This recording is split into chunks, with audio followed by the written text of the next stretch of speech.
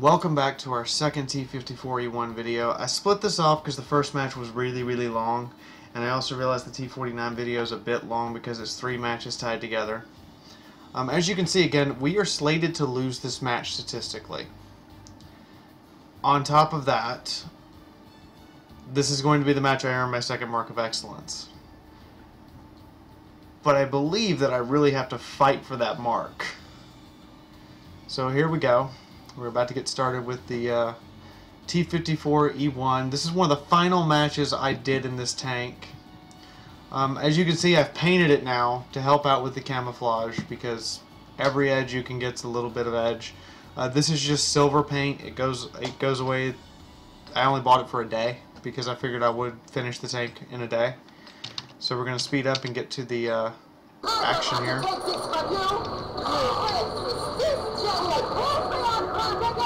And here we go. Now, I'm going to be brave. Get this KV4 off of me and be really brave with my action with what I'm about to do.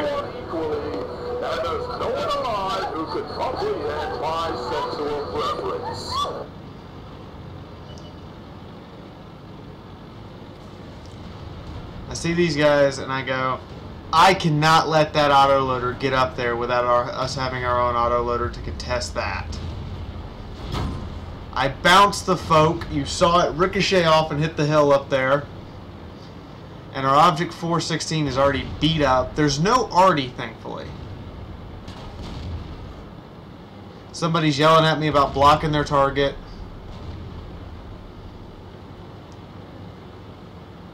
And frame rate's still having some issues.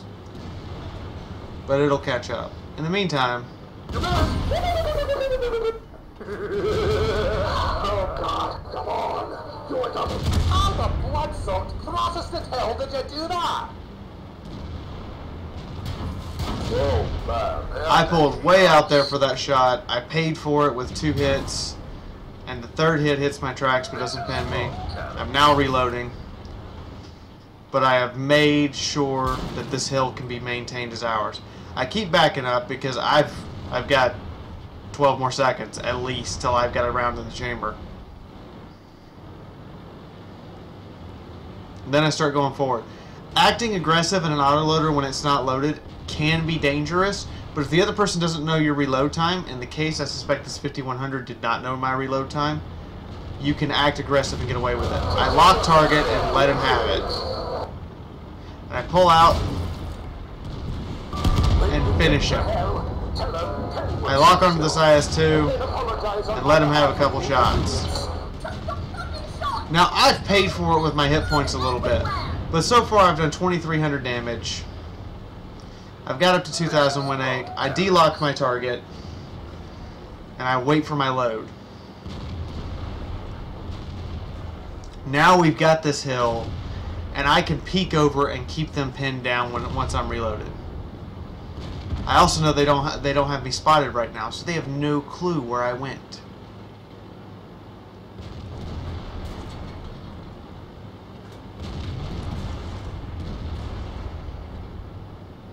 At this point, I'm loaded. I'm moving around. I'm trying to figure out where I want to put my shots.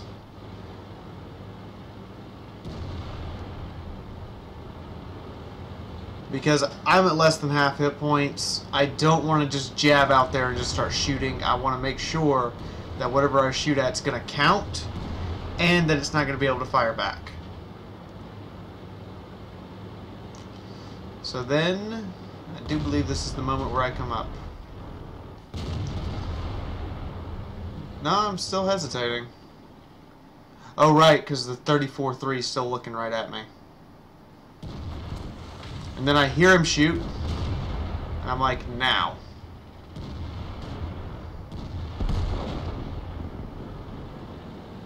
I lock onto this VK, I get side shots, and just let him have it. I try to put a round into his upper engine deck and fail, but because he's pointed at me, he doesn't see the E75. I take out the IS-2, I let the 34-3 have it, now I'm reloading again. Up over 3,000 win rate, 3,300 damage so far. And I've secured this flank for our team. All that damage and the distraction I was what was needed to get this flank secured.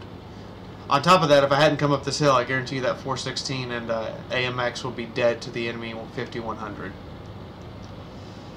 So now I line up and I go, okay, well, I'm going to shoot across the map at the other guys who are left.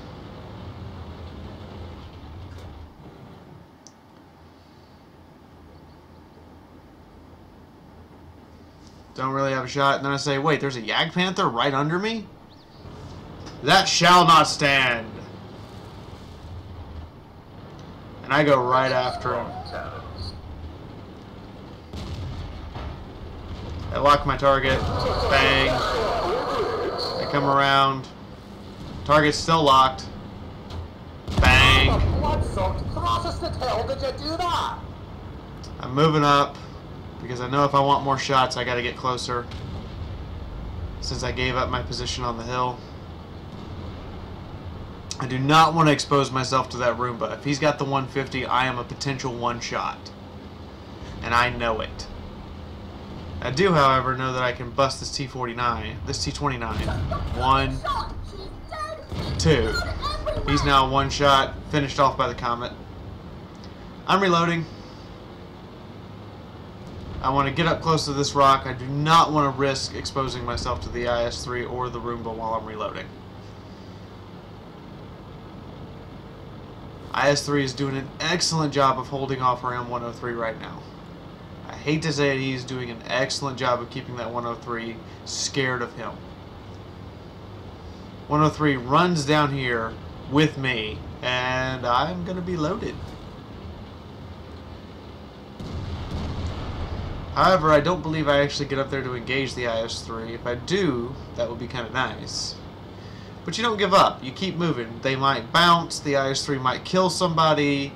You don't risk not taking out an opponent. And sure enough, I'm going to get my shots. 1, 2.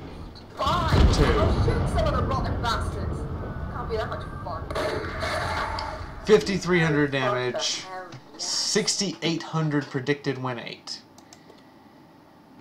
Second mark of excellence on this tank. Oh my god, what a match.